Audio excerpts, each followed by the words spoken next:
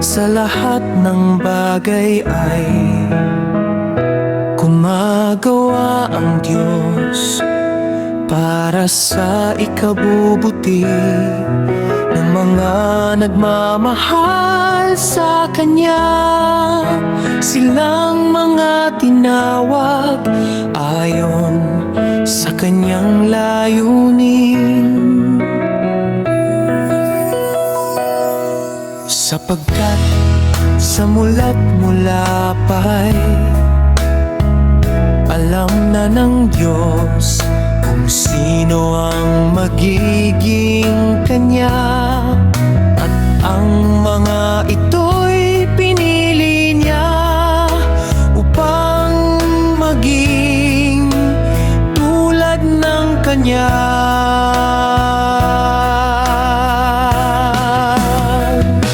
Anak sa gayon, ang anak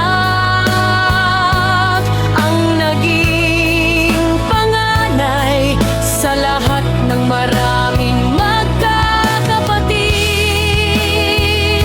Ang mga pinili niya noon pang una ay Kanyang tinawag, at ang mga tinawag ay Kanya ring pinawalang sala, at ang mga pinawalang sala ay Kanyang binahaginan ng Kanyang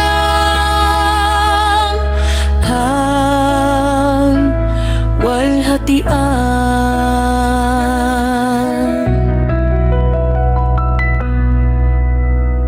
Ano pa ang masasabi natin tungkol dito?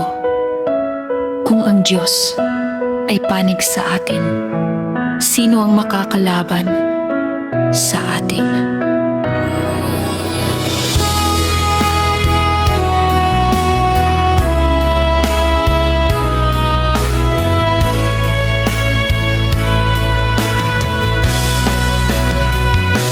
Anak sa gayon, ang anak ang naging panganay sa lahat ng maraming magkakapatid.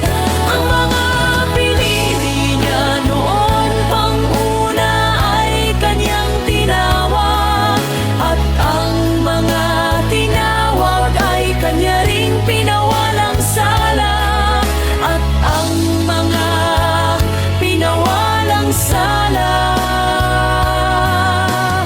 ay Kanyang binahaginan ng Kanyang kalwalhatian.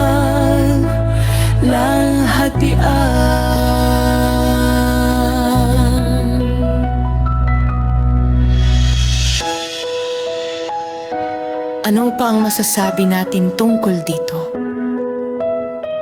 Kung ang Diyos ay panig sa atin,